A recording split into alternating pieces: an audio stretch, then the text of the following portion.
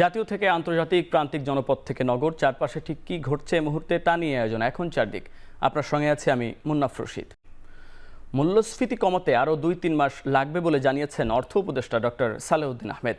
দুপুরে সচিবালয়ে সরকারি ক্রয় সংক্রান্ত উপদেষ্টা কমিটির সভা শেষে তিনি জানান, আগামী জুনের মধ্যেই মূল্যস্ফীতি 6% নেমে যাবে।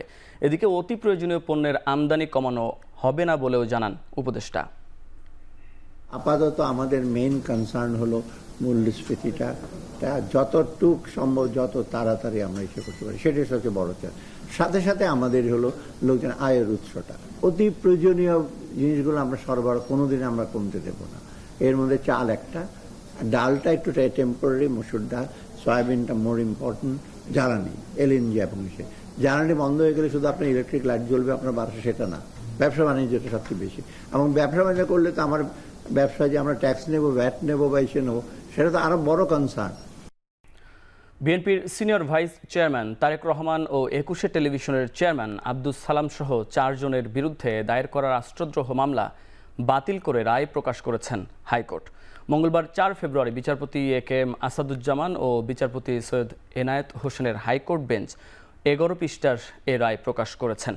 এর আগে গত 31 অক্টোবর তারেক রহমান, আব্দুস সালাম সহ 4 জনের বিরুদ্ধে দায়ের করা রাষ্ট্রদ্রোহ মামলার কার্যক্রম বাতিল করে তাদের খালাস দেন হাইকোর্ট। অন্য দুজন হলেন 21 টেলিভিশনের সাবেক প্রধান প্রতিবেদক মাহাতির ফারুকী খান ও সিনিয়র প্রতিবেদক কনক সারোয়ার। 2017 সালে এই মামলায় অভিযোগ গঠন করেন আদালত। 2015 সালের 5 জানুয়ারি লন্ডন থেকে তারেক রহমানের দেওয়া বক্তব্য 21 টিভি সরাসরি সম্প্রচার করলে পরদিন তারেক রহমান ও আব্দুস সালামের বিরুদ্ধে রাষ্ট্রদ্রোহের মামলা করতে স্বরাষ্ট্র মন্ত্রণালয়ের অনুমতি চায় তেজগাঁও থানা পুলিশ। তদন্ত শেষে গত বছর 6 সেপ্টেম্বর আদালতে অভিযোগপত্র দেয় পুলিশের গোয়েন্দা পরিদর্শক এমদাদুল হক। সেখানে তারেক রহমান ও আব্দুস সালামের সঙ্গে মাহাতির ফারুকী খান ও কনক সারোয়ারকে আসামি করা হয়।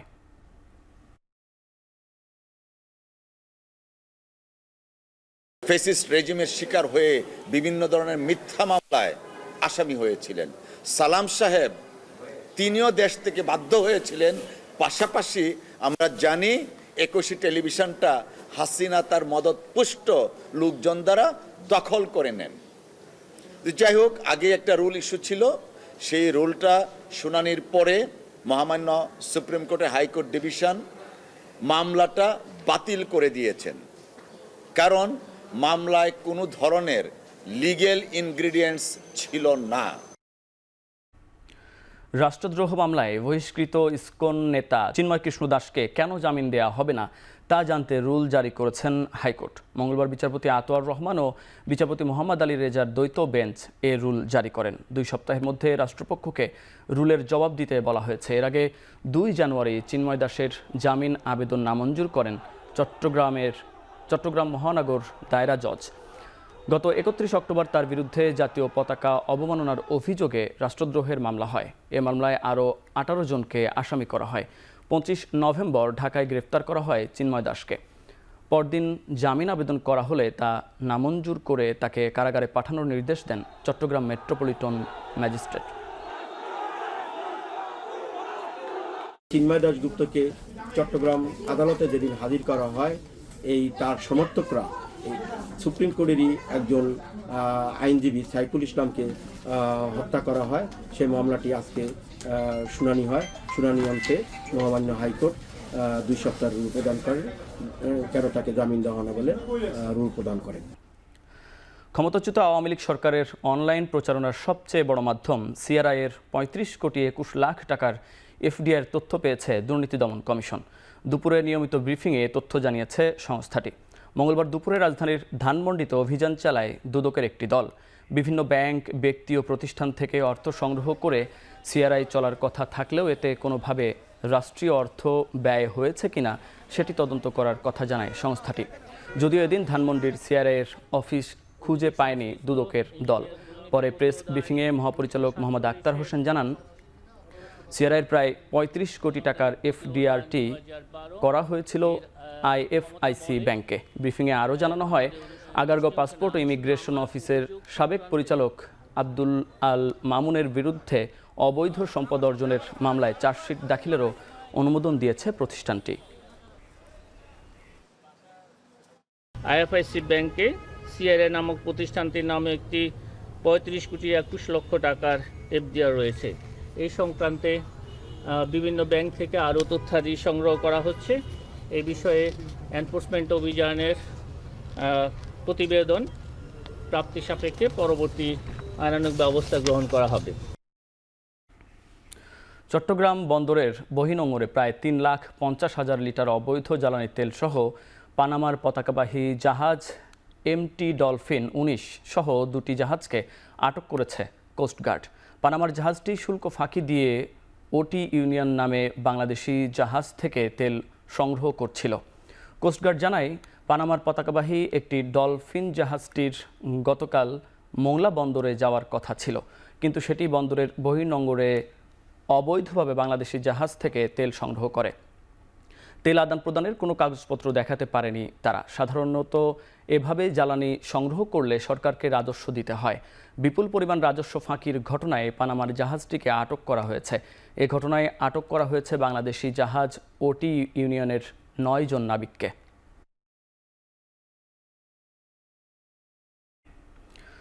রাজধানীর মোহাম্মদপুর থেকে নিখোঁজ হওয়া 6ষ্ঠ শ্রেণীর শিক্ষার্থী আরাবি ইসলাম সুবাকে উদ্ধার করেছে পুলিশ। দুপুরে নওগাঁ থেকে তাকে উদ্ধার করা হয়। 2 ফেব্রুয়ারি সুবা নিখোঁজের পরপরই রাজধানী সহ বিভিন্ন জায়গায় অভিযান শুরু করে পুলিশ। সিসিটিভি ফুটেজ দেখে মমিন নামের 21 বছরের একটি ছেলেকে শনাক্ত করে পুলিশ। পরে মমিনের বাসায় সুবার সন্ধান মেলে। নওগাঁ থানার ওসি জানান, পূর্ব পরিচিত মমিনের সাথে সুভার আগে থেকেই সখ্যতা ছিল। তাকে পরিবারের কাছে হস্তান্তর করা হচ্ছে বলেও জানান ওসি। ছেলের পরিবার থেকে এবং আমাদের পক্ষ থেকে মেয়ের পরিবারকে জানানো হয়েছে যে মেয়ে নিরাপদে আছে এবং তাদের হাতে আছে, এবং মেয়ের পরিবারের পক্ষ থেকে একজন প্রতিনিধি মানে তাদের আত্মীয়কে পাঠানো হচ্ছে, ওইখানে গেলে তারা দিয়ে দিবে। আর আমাদের নওগাঁ যে পুলিশ আছে তাদেরও জানানো হয়েছে, তারা হচ্ছে যে ওইখানে উপস্থিত হলে সবাই উপস্থিত হলে পরবর্তীতে আইনানুগ ব্যবস্থা নেওয়া হবে। বেসরকারি পাঠাগার ঘিরে গত 15 বছরে ব্যাপক দুর্নীতি হয়েছে বলে জানিয়েছেন সংস্কৃতি বিষয়ক উপদেষ্টা মোস্তফা সরওয়ার ফারুকী। মঙ্গলবার জাতীয় গ্রন্থাগার দিবস উপলক্ষে জাদুঘরে সংবাদ সম্মেলনে একথা বলেন তিনি।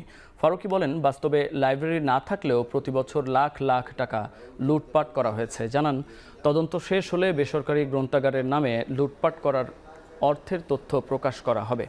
দেশে এখন সচল পাঠাগার আছে প্রায় 600 জানিয়ে সংস্কৃতি উপদেষ্টা বলেন, আগামী অর্থ বছরের আগেই সঠিক পাঠাগারের তালিকা প্রকাশ করা হবে। পাবলিক লাইব্রেরি নিয়ে আগের কোনো সরকার গভীর মনোযোগ দেয়নি বলেও মনে করেন তিনি। বলেন, সারা দেশে বর্তমানে 71টি পাবলিক গ্রন্থাগার রয়েছে, যেগুলো ধারাবাহিকভাবে শীতাতপ নিয়ন্ত্রিত করা হবে। জাদুঘরে যাওয়াটা আমাদের একটা মাস্ট ভিজিট অ্যাক্টিভিটিস, মানে খুব অল্প সময় বেসরকারি পাঠাগারগুলো আছে মহল্লা ভিত্তিক, পাড়া ভিত্তিক, রাইট? এই পাঠাগারগুলোকে কেন্দ্র করে ব্যাপক হারে দুর্নীতি হয়েছে গত 15 বছরে, এবং এমন অনেক জায়গাও আমরা মানে তদন্ত করে পেয়েছি যে লাইব্রেরি বলতে কিছু এক্সিস্ট করে না, কিন্তু সে 7 লাখ টাকা 8 লাখ টাকা অনুদান পেয়েছে। এটা আসলে মন্ত্রী বা সংসদ সদস্য তাদের কাছের লোকজনকে দিয়েছেন। এইটার বিপদটা হচ্ছে এমনিতেই আমাদের বরাদ্দ খুব কম। আমার এক্সাক্ট অ্যামাউন্টে এই মুহূর্তে মনে পড়ছে না, ধরা যাক কথার কথা যদি 5 কোটি টাকা হয়, তো 5 কোটি টাকা আপনি যদি 1300 বলেছেন, কিন্তু আসলে কাগজে কলমে ও আরও বেশি দেখাতো পাঠাগার, 1600, 1700, 1800। স্বাস্থ্য খাতে পরিবর্তনের জন্য স্বল্প, মধ্য ও দীর্ঘমেয়াদী পরিকল্পনার প্রস্তাবনা দিয়েছে বিএনপি। মঙ্গলবার দলের গুলশান কার্যালয়ে বিএনপির স্বাস্থ্য সংস্কার কমিশনের সংবাদ সম্মেলনে এই প্রস্তাবনা দেন দলের স্থায়ী কমিটির সদস্য ডক্টর খন্দকার মোশাররফ হোসেন। এ সময় স্বাস্থ্য খাতে আওয়ামী সরকারের অনিয়ম ও দুর্নীতি তুলে ধরেন বিএনপির স্বাস্থ্য সংস্কার কমিশনের সদস্যরা। ক্ষমতায় গেলে এই প্রস্তাবনা বাস্তবায়নের আশ্বাস দেন খন্দকার মোশাররফ। বলেন, রোগীদের বিদেশে যাওয়ার প্রবণতা কমাতে হলে দেশের চিকিৎসার মান বাড়াতে হবে। আমাদের রোগীরা যে বিদেশে যায়, এটাকে নিরুৎসাহিত করতে হলে আমাদের এখানে মান আমাদেরকে বাড়াতে হবে।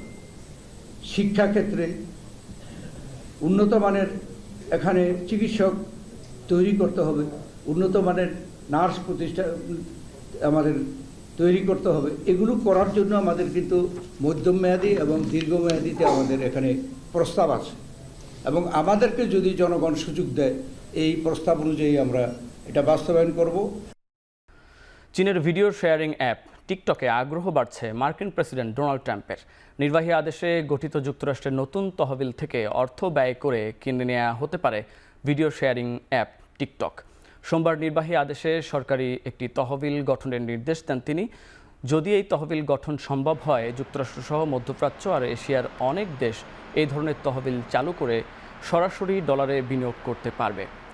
মার্কিন বাণিজ্য অধিদপ্তর 90 দিনের মধ্যে এই তহবিলের একটি পরিকল্পনা দেবে, যেখানে থাকবে তহবিলের অর্থের সংস্থান, বিনিয়োগের কৌশল আর তার ব্যবহারে সরকারি কাঠামো। তবে যুক্তরাষ্ট্র যেহেতু বাণিজ্য ঘাটতিতে আছে, কংগ্রেসের এই প্রস্তাবের অনুমোদন দেয়া নিয়ে রয়েছে সংশয়।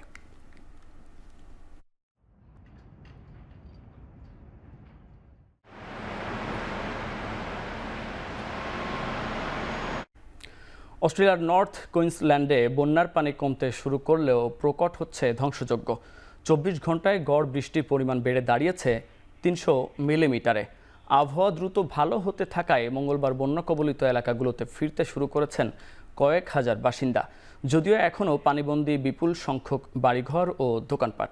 শনিবার থেকে প্রায় 6.5 ফুট বৃষ্টিতে বিপর্যস্ত প্রদেশটির বিভিন্ন অঞ্চলের জনজীবন। বিদ্যুৎ সংযোগ বিচ্ছিন্ন 8,000 স্থাপনা। পানির তোড়ে দেশের অন্যতম প্রধান মহাসড়ক ধসে পড়ায় ক্ষতিগ্রস্ত এলাকাগুলোতে সহায়তা পাঠানো কঠিন হয়ে দাঁড়িয়েছে। অনেক জায়গায় পরিবহন ও যোগাযোগ বিচ্ছিন্ন থাকায় ক্ষতিগ্রস্ত প্রকৃত চিত্র মিলছে না।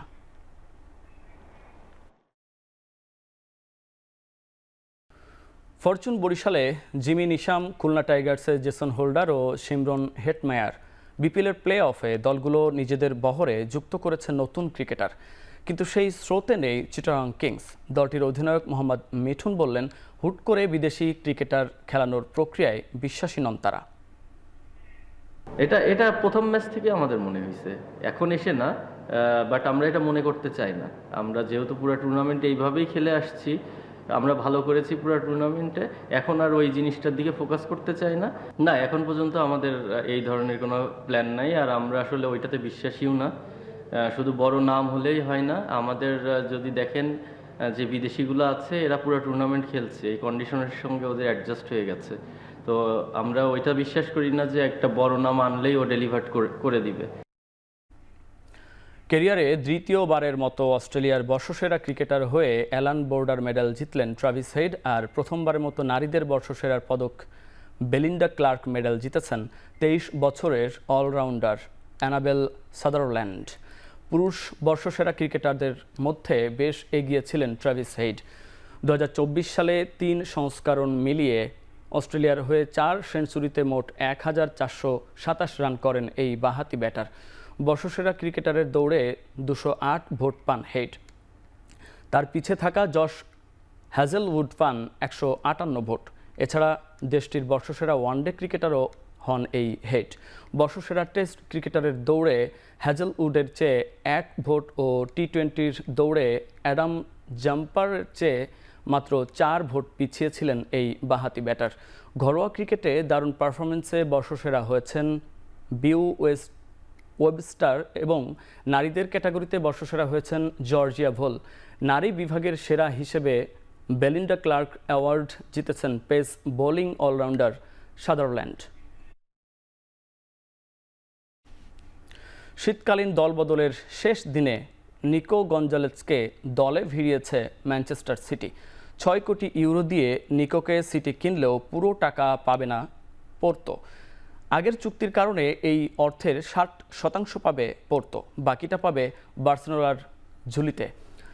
লা মেসিয়া থেকে উঠে এসে গঞ্জালেজ এরপর বার্সেলোনার সিনিয়র দলে খেলেছেন 37টি ম্যাচ। 2022-23 মৌসুমে তিনি খেলেছেন ভ্যালেন্সিয়ার হয়ে ধারে। এরপর 2023 সালে তিনি যোগ দেন পোর্তোতে। তাকে 85 লাখ ইউরোই পোর্তোর কাছে বিক্রি করেছিল বার্সা। সে চুক্তিতে বলা ছিল ভবিষ্যতে তাকে কোথাও বিক্রি করলে 40% অর্থ দিতে হবে তাদেরকে।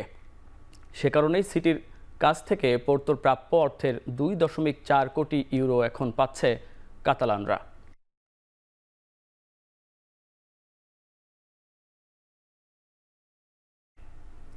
শেষ করছি এখন চারদিক। এখন টেলিভিশন ওয়েবসাইটে দেখতে ভিজিট করুন www.ekon.tv এবং ফেসবুকে দেখতে ভিজিট করুন facebook.com/tv.ekon এবং ইউটিউবে দেখতে ভিজিট করুন youtube.com/c/ekontv।